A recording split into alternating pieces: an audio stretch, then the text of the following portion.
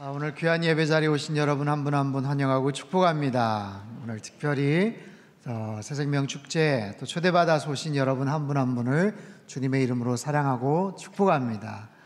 인생에 있어서의 만남이 얼마나 중요한지 모르겠습니다. 한 번의 만남 또 그 결정, 그것을 통해서 우리 인생의 내용과 또 향방이 결정이 되고 가늠이 되죠. 오늘 귀한 자리 여러분 오셨는데요. 오늘 그 결정과 선택이 여러분 인생 가운데 가장 은혜롭고 또 귀한 축복의 선택이 되리라고 믿습니다. 오늘 설교의 제목처럼 언제나 행복한 날, 오 해피데이가 되실 수 있기를 바라고요. 오늘 성경 말씀, 성경의 가장 유명한 말씀 가운데 하나인데 요한복음 3장 16절 말씀, 우리 같이 한 목소리로 읽도록 하겠습니다. 시작. 하나님이 세상을 이처럼 사랑하사 독생자를 주셨으니 이는 그를 믿는 자마다 멸망하지 않고 영생을 얻게 하려 하심이라. 아멘. 이 말씀은 예수님께서 하신 말씀입니다. 이 말씀은 니고데모라는 사람에게 예수님께서 하신 말씀이에요. 니고데모는 누구인가? 이 사람은 바리새인이었고 유대인의 지도자였습니다. 많은 사람들에게 인정과 또 영향력을 끼쳤던, 또 신임을 받았던, 존경받는 그런 사람이었어요. 한마디로 그 당시에 이 니고데모는 아쉬울 것이 없었던 사람, 세상적으로 말하면 성공한 인생이라고 말할 수가 있습니다. 그런데 이 니고데모의 마음속에 답답함이 있었습니다. 뭔가 간절한 갈증, 또 궁금한 부분들이 있었어요. 그것은 뭐냐면 자신의 죄의 문제, 죽음에 대한 고민, 영원한 구원, 영생에 대한 그런 고민들. 그래서 그것에 대한 고민을 품고 한밤중에 예수님을 찾아옵니다. 오죽 답답했으면 밤중에 예수님을 찾아왔겠어요. 우리들도 살아가면서 이런 순간을 경험할 때가 있습니다. 마음의 답답한 문제, 그것이 인생의 여러 가지 진로의 문제든 아니면 건강의 문제든 재정적인 압박이든 아니면 여러 가지 관계 어려움과 또 문제이든 정말 해결하기 어려운, 그래서 낙심하고 또 좌절하고 속상해하고, 그래서 답답해서 가까운 지인들을 찾아가고 또 친구들에게 하소연을 하기도 합니다. 때론 노래방에 가서 실컷 노래도 부르고 또 술잔을 기울여 보기도 하고 훌쩍 여행을 떠나보기도 하죠. 그런데 조금 마음이 풀리는 것 같지만 사실 문제 자체가 해결되지는 않아요. 보통 우리는 어떤 문제가 생기면 나에게 좀 위로가 될 수 있는 사람을 찾아갑니다. 가까운 사람, 친한 사람, 그런 사람들을 찾아가서 내 속내를 들여다 다 내보이면서 또 마음에 좀 위안을 받기는 하죠. 조금 마음이 풀릴 수는 있을지 몰라도 이게 문제가 해결이 되는가? 그건 또 다른 별개의 문제예요. 사실 가장 힘들고 어려운 문제를 해결하기 위해서는 그 분야의 전문가를 찾아가야 됩니다. 그 분야의 정확한 전문가에게 찾아가서 정확한 진단을 받고 문제를 어떻게 해결할 수 있는가, 거기에 대한 이야기를 들어야 되겠죠. 니고데모는 그 답답한 마음을 가지고 예수님을 찾았어요. 그가 볼 때 예수님이 자신의 고민을, 그리고 자신의 문제에 대한 해답을 주실 것이다 라는 그런 확신이 있었던 것 같아요. 혹시 여러분 가운데서도 마음속에 어떤 답답함과 또 문제가 있을 때 예수님에게 기도하시고 예수님에게 여러분의 마음을 내어보실 수 있기를 바랍니다. 그러면 그분께서 우리의 마음 가운데 평강과 또 은혜와 또 분명한 문제의 해결점을 주실 거예요. 우리의 인생길은요, 정말 언제나 초행길입니다. 아무리 익숙한 길, 그리고 자주 다녔던 길이라고 해도 똑같은 상황이 반복되지는 않아요. 5분 후의 일을 알지를 못합니다. 예측 불허의 사건들, 알 수 없는 일들이 굉장히 많이 펼쳐지게 되죠. 아마도 지난주에 제일 사람들이 깜짝 놀랐던 일은 미국의 트럼프 대통령이 북미 정상회담을 취소했던 일이 아닌가 싶어요. 굉장히 많은 사람들이 놀랬고 또 실망하기도 했습니다. 아마도 가장 놀랬던 사람이 북한의 김정은 위원장이 아니었을까 싶어요. 그래서 예전과는 달리 자세를 낮추고 회담을 요청했고 결국 다시 진행을 지금 하고 있죠. 여러분은 어떻습니까? 일주일 동안 어떤 특별한 일들이 있으셨어요? 주중에 특별한 일들, 특별한 어떤 사건들을 접한 분들이 계셔요. 우리 성도님들 가운데도 정말 오랫동안 기다렸던 임신 소식에 기뻐하는 그런 가정도 있었습니다. 어떤 분은요, 갑작스러운 가족의 질병 소식에 낙심하는 그런 경우도 있어요. 어떤 분은 그토록 원하던 회사에 취직됐다는 소식에 기뻐하기도 하고, 어떤 분은 갑작스럽게 다른 부서로 발령이 났다는 소식에 이사 준비를 하는 그런 분도 계세요. 불과 일주일입니다. 짧은 일주일 동안 안에도 수없이 많은 여러 가지 뜻밖의 일들, 또 많은 변수들을 저희들이 겪으면서 기뻐하기도 하고 또는 슬퍼하기도 합니다. 인생은 이처럼 우리 예측을 넘어서는 뜻밖의 불확실한 여러 가지 일들을 접하면서 그 문제들을 해결하면서 때론 그냥 받아들이면서 살아가는 것 같아요. 하지만 여러 가지 그런 일들이 있지만 인간에게 있어서 가장 확실한 일과 불확실한 일이 한 가지씩 있어요. 가장 확실한 일, 인간에게 있어서 가장 확실한 일은 무엇일까요? 그것은 사람은 누구나 다 죽는다는 사실이에요. 가장 불확실한 일은 무엇일까요? 그 죽음이 언제 올지 모른다는 사실입니다. 생각해 보십시오. 가장 확실한 일인데 가장 불확실한 채 살아간다. 그렇기 때문에 우리 내면 속에, 내면 한구석에 늘 근심이 있습니다. 염려와 두려움이 있게 마련이에요. 도대체 이 죽음을 어떻게 우리가 받아들여야 될 것인가? 죽음을 도대체 어떻게 정의할 것인가? 죽음에 대한 여러 가지 정의가 있지만 아마 가장 멋있게 정의한 사람 중에 한 사람이 알버트 아인슈타인이라는 천재 물리학자입니다. 이 사람은 죽음이란 이렇게 정의했어요. 내가 좋아하는 모차르트의 음악을 더 이상 듣지 못하는 것이다. 굉장히 낭만적이고 또 시적으로 표현을 했지만 사실 죽음은 대단히 현실적인 문제이죠. 대단히 슬프고 절망적이고 아쉽고 고통이고 단절입니다. 그럼에도 불구하고 우리가 받아들일 수밖에 없는 숙명이기도 하죠. 아무리 과학이 발달하고 의술이 발달했다고 해도 100세 시대 120살, 150살까지 수명이 연장된다고 해도 그 죽음을 피해갈 수는 없을 거예요.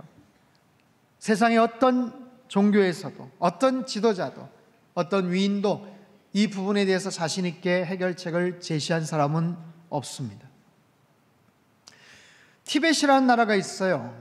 중앙아시아, 방글라데시 그 위쪽에 위치한 이 나라, 사실 그렇게 우리에게 많이 회자가 되지는 않는 나라이지만 그 면적은 중국의 4분의 1이나 될 정도로 굉장히 넓은 땅덩어리를 차지하고 있습니다. 이 티벳이라는 나라의 대표적인 종교는 바로 불교입니다. 7세기부터 라마 불교를 숭상하고 온 국민이 불교를 그렇게 섬기고 있어요. 그 종교를 갖고 있어요. 티벳의 정신적 지주, 여러분 많이 들어보셨을 겁니다. 달라이 라마라는 정신적인 지주가 있습니다.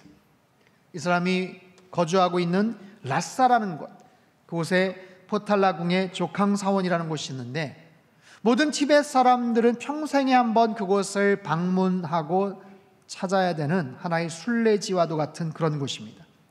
이 라사는요, 중국 북경에서만도 기차로 48시간을 달려야 가는 굉장히 먼 곳에 있어요. 그런데 많은 티벳 사람들이 그곳에 순례를 하러 떠납니다. 그곳을 방문합니다.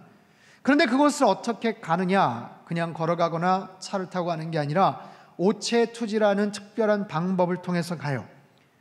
오체투지, 이건 뭐냐면 삼보일배, 뭔지 아시죠? 3번 걷고 1번 절을 하는 거예요. 근데 그냥 절이 아닙니다.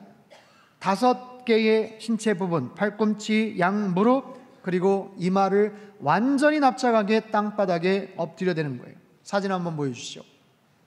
땅바닥에 엎드려서, 그 다음이요, 네, 그렇게 엎드려서 거의 기다시피 해서 갑니다. 그 다음이요, 네, 그렇게 합장을 한번 하고 또 절을 하고 갭니다. 그 다음이요, 저런 방법을 통해서 그 라사라는 곳까지 순례의 여정, 긴 순례의 여정을 떠나요.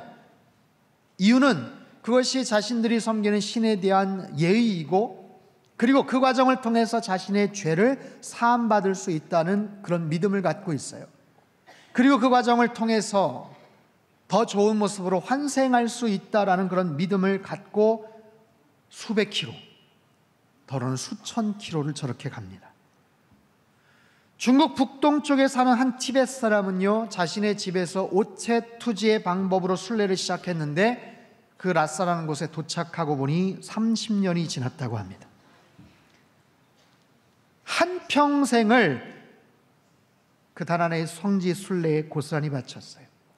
자신의 삶을 향한, 그 신을 향한 그 구도의 모습, 죄를 사함받고 내세를 소망하는 그들의 모습이 너무나도 진지하고 때론 무섭게까지 느껴져요. 하지만 정말 그렇게 해야만 죄를 사함받는다면, 그렇게 해야만 구원을 받고 더 좋은 곳으로 태어난다면 그들이 말하는 진리는 얼마나 잔인합니까?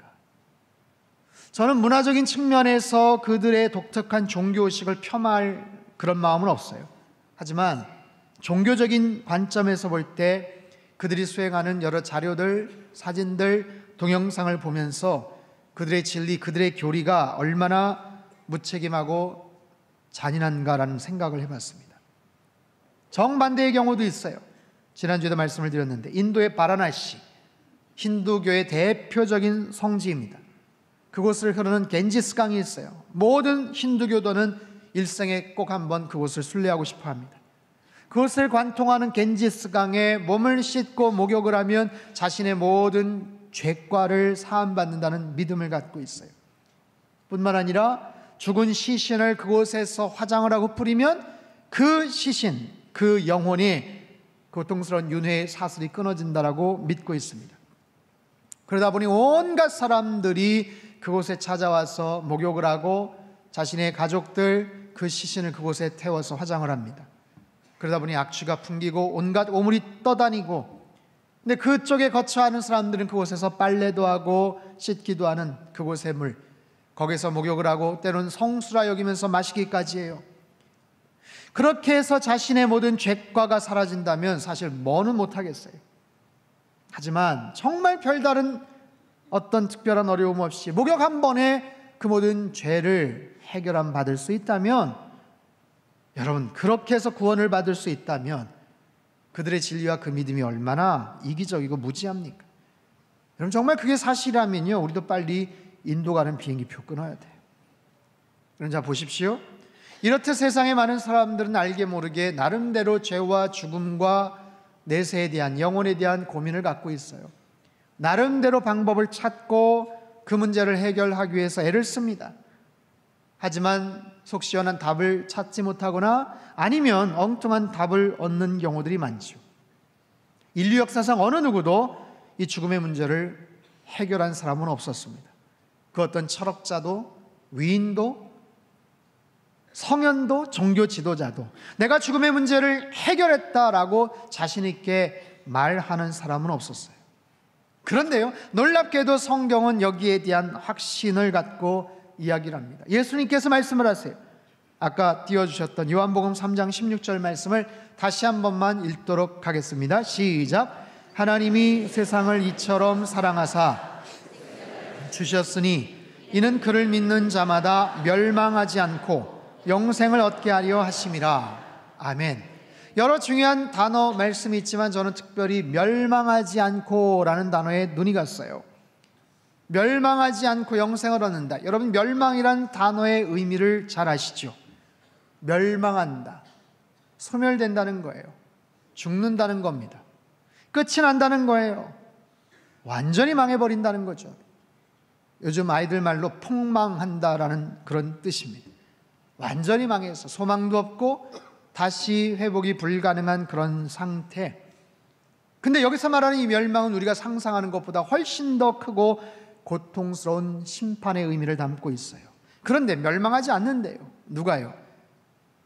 그 예수님을 믿는 사람들, 누구든지, 그분을 믿는 누구든지, 학식이 많든 그렇지 않든, 건강하든 그렇지 않든, 돈이 많든 그렇지 않든, 과거에 어떤 죄와 부끄러운 그런 과거의 모습들을 갖고 있었든 그렇지 않든 그와 상관없이 멸망하지 않고 영원한 생명을 얻는다, 생명을 누린다, 생명을 얻는다. 여러분 이것은 얼마나 정말 특별한 말씀이고 기분 좋은 말씀이에요. 여러분 누군가 지나가면서 요즘 굉장히 건강해 보이세요, 10년은 젊어 보이세요. 이런 말만 들어도 굉장히 으쓱으쓱하고 기분이 좋은 거예요. 청년 자매가 있는데요, 같이 옆에 있는데 나이가 비슷해 보여요. 누가 언니예요? 이런 질문 함부로 하는 거 아닙니다. 누가 언니일까요? 싱글싱글 웃는 사람이 언니예요. 아, 목사님 제가 어려 보이나 봐요 하면서 얘기하지. 요즘 어머니들이 딸들과 함께 옷을 입고 같이 다니고 잘 꾸미면 정말 멀리서 이렇게 보면 자매 같아 보일 때가 있어요. 그래도 절대로 자매 같아 보이세요 이런 얘기하는 거 아니에요.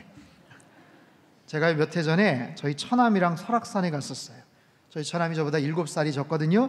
근데 워낙 동안처럼 생기긴 했지만 정상에서 헐떡이면서 앉아있는데 어떤 분이 지나가다가 저를 보면서 이야기를 툭 한마디 했어요. 아들이랑 같이 오셨군요. 제가 그 이후에 어떻게 산에서 내려왔는지 기억이 나질 않습니다. 우리 처남은 거의 날아가더라고요. 날아가. 이렇게 어려 보인다, 젊어 보인다, 이 말만 들어도 굉장히 기분이 좋거나 반대의 기분이 들 수가 있어요. 근데 여러분 생각해 보세요. 예수님을 믿으면 1년 더 수명이 연장돼요. 10년 더 살 거예요. 100년 더 살 거예요. 그게 아니에요. 영원한 생명을 얻는다고 말씀하세요. 영원한 생명. 교회를 다니는 우리 성도들도, 아니 목사인 저조차도 솔직히 어떤 경우는 잘 와닿지 않는 그런 개념이에요. 영생이라는 단어, 영생이라는 개념이 너무 낯설어요. 근데 성경은 지속적으로 말씀을 하십니다. 예수님은 분명하게 그 부분에 대해서 확신을 하세요. 요한복음 11장 25절 26절 말씀인데요, 같이 한번 읽겠습니다. 시작. 예수께서 이르시되 나는 부활이요 생명이니 죽어도 살겠고 무릇 살아서 나를 믿는 자는 영원히 죽지 아니하리니 이것을 네가 믿느냐.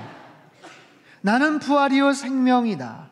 나를 믿는 자는 죽어도 살 것이고 살아서 나를 믿으면 영원히 죽지 않을 것이다. 여러분, 정말 이 말씀이 정말로 사실이라면 이것처럼 중요한 말씀이 어디 있겠어요? 영생을 누린다는 거예요. 죽긴 하지만, 이 땅에서 죽을 수는 있지만 영원한 생명을 누릴 수 있다. 여러분, 거기에 대한 확신이 없는 분들의 죽음을 저는 많이 목격을 했습니다. 얼마나 두려워하는지 몰라요. 아무리 오래 살았어도, 아무리 많은 재산과 업적을 누렸어도 마지막 삶의 그 현장 순간에서 그 다음 스텝에 대한 아무런 준비가 없고 확신이 없는 분들은 너무나도 두려워하더라고요. 하지만 주님께서 말씀하세요. 죽어도 살 것이고 영원히 죽지 않을 것이다. 여러분, 이 사실을 우리가 어떻게 받아들여야 되는가? 오늘 특별히 누군가의 초대에 의해서 이 자리에 오신 분들, 여러분 이 말씀에 대해서 어떻게 반응을 할 수 있을까요? 사실 일반적으로 상식적으로는 참 받아들이기, 믿겨지기 어려운 그런 말씀일 수 있어요. 그래서 대개 두 가지 부정적인 반응을 보입니다. 첫 번째는 그거 어떻게 확신하냐? 그거 어떻게 믿냐? 그거 죽어봐야 아는 거 아니냐? 네, 죽어봐야 압니다. 죽어봐야 알아요. 하지만 여러분, 이 기독교의 진리가 분명하다는 사실을 저는 100% 확신을 해요. 그런데 죽어봐야 안다라고 생각을 하시는 분들이 계세요. 맞을 수도 있지만 아닐 수도 있지 않느냐? 예, 그럼 가능성을 반반으로 한번 두자고요. 50대 50입니다. 맞을 수도 있다고 치고 틀릴 수도 있다고 칩시다. 50대 50이에요. 그러나 나는 아닌 것으로 선택을 하겠다. 나는 아닐 것 같다 생각해서 나는 믿지 않겠다. 나는 이 부분에 대해서 받아들이지 않겠다. 결국에는 그 50%의 가능성을 두고 내 마음을 정하는 거예요. 여러분, 50%의 가능성은요, 굉장히 위험한 도발입니다. 생각해 보십시오. 내가 아주 중요한 수술을 받아요. 우리 부모님이 아주 중요한 뇌 수술을 받습니다. 걱정이 돼서 정말 안절부절하는데 병원의 의사 선생님이 말하는 거예요. 걱정하지 마세요. 성공률이 50%나 됩니다. 여러분, 어떻게 반응하시겠어요? 그 말 들으면 무너지는 거예요. 50%요? 여러분, 70%, 80% 성공률이 있다고 해도 가슴이 덜렁덜렁합니다. 얼마나 불안합니까? 여러분, 그 확률이라는 것은요, 그 퍼센테이지는 바로 그런 거예요. 그런데 그 50%의 가능성을 바라보면서 나는 믿지 않겠다라고 생각을 하는 것. 두 번째 부류는요, 너무 쉽다는 거예요. 너무 간단하지 않냐? 뭔가 타 종교에서처럼 어떤 고행이나 수행이나 이런 것들을 요구하면 모르겠는데, 아니 아무런 조건도 없이 그냥 믿기만 하면 구원을 받는다는 거, 나는 그게 잘 믿겨지지 않아. 너무 쉬워서 믿겨지지 않아. 그런 분들이 계세요. 굉장히 일리가 있기도 합니다. 왜냐하면 세상의 모든 것들, 특별히 중요한 것일수록 거기에 걸맞는 값을 지불하곤 합니다. 거기에 상응하는 대가, 값을, 희생을 지불해야 내가 얻을 수가 있죠. 그런데 이런 엄청난 일들을, 그 구원을, 영생을 나는 별다른 고생도 안 했는데 그냥 믿기만 하고 얻을 수 있다는 것, 그걸 어떻게 받아들일 수 있을까? 여러분, 충분히 공감합니다. 별다른 희생이나 대가도 없이 값을 치르지 않고 그 구원을 얻는다, 영생을 얻는다. 그런데요, 한번 생각해 보십시오. 그 값을 내가 치르지 않았다 뿐이지 그 값을 치른 분이 계셔요. 내가 거기에 대한 희생을 치르지 않았다 뿐이지 그 엄청난 희생을 치르신 분이 계시다고요. 그분은 바로 하나님의 아들 예수 그리스도입니다. 아무런 죄가 없으신 분이 이 땅에 오셔서 십자가에 달려 죽으셨어요. 말할 수 없는 고통과 엄청난 수치를 당하시면서 십자가에 달려 죽으셨다고요. 내가 희생을 치르지 않고 내가 값을 지불하지 않아서 그렇지만 사실은 너무나도 톡톡하게, 너무나도 엄청난 고통과 희생을 지불하신 분이 계셔요. 그분이 바로 예수님. 오늘 성경 요한복음 3장 16절의 말씀의 주인공이십니다. 여러분, 이 말씀을 하신 예수님은 누구십니까? 올해는 2018년도, 서기 2018년도를 살아갑니다. 우린 기원전, 기원후를 사용을 하죠. 그 역사를 BC와 AD로 나눕니다. BC는 Before Christ의 약자입니다. 예수 탄생 이전과 이후를 가지고 역사를 새로 가늠을 하는 거예요. 우린 그것을 생각하지 않고 사용을 하고 있었을지 몰라도 전 세계 모든 사람들은 그 역사적인 그 상황과 그 사건을 중심으로 우리의 시간과 모든 일정들을 그렇게 사용하고 있어요. 그분이 얼마나 중요한 분이면, 나는 잘 알지는 못했지만, 나는 그동안 무관심했지만 인류 역사를 다시 새롭게 카운트하고 시작하는 기준이 되는 분, 전 세계 수없이 많은 음악과 미술과 철학과 신학과 예술 작품 속의 주인공이 바로 그 예수님, 그분, 하나님의 아들. 근데 그분이 인간의 모습으로 이 땅에 오셔서 십자가에 달려 죽으셨어요. 하나님은 그 아들을 살리실 수 있어요. 아니, 애초에 그런 상황으로 몰아가지 않아도 되죠. 그런데 우리들을 사랑하시기 때문에 우리가 대신 그렇게 짊어져야 될 그 죄값이지만 그 아들을 통해서 모든 죄를 다 사하시고 희생을 시키셨어요. 살실 수 있었지만 그 아들이 대신 죽음으로 인해서 온 세상의 모든 사람들을 살릴 수 있었던 그런 놀라운 십자가의 능력과 그 은혜, 여러분, 아무런 값이 없었던 거 아니에요. 어마어마한 희생이 치러졌다고요. 우리 시간 잠깐 영상을 하나 보도록 하겠습니다.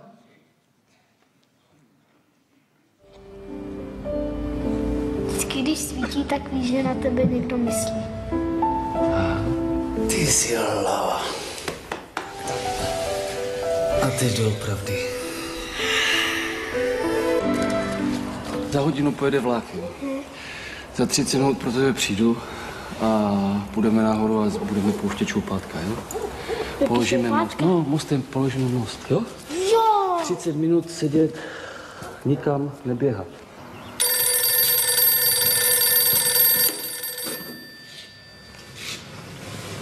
Jo, jasně.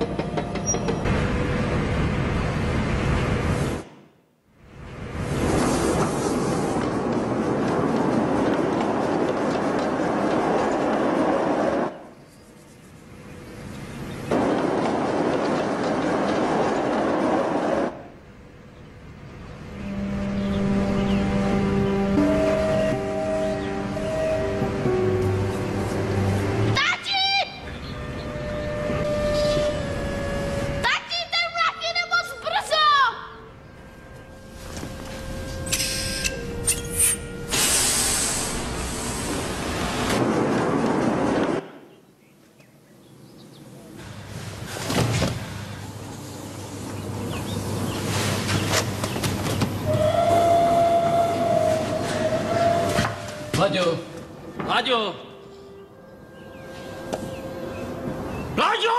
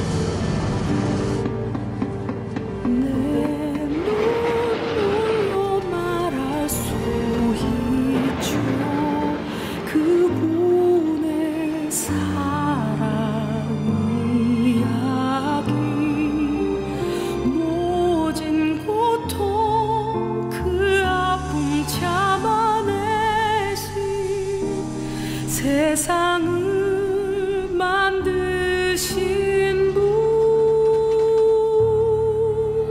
십자가에서 베푸신 섬김이 나에게 생명을 주셨네. 가장 낮은 모습으로 주신 사랑 어찌 갚을 수 있죠.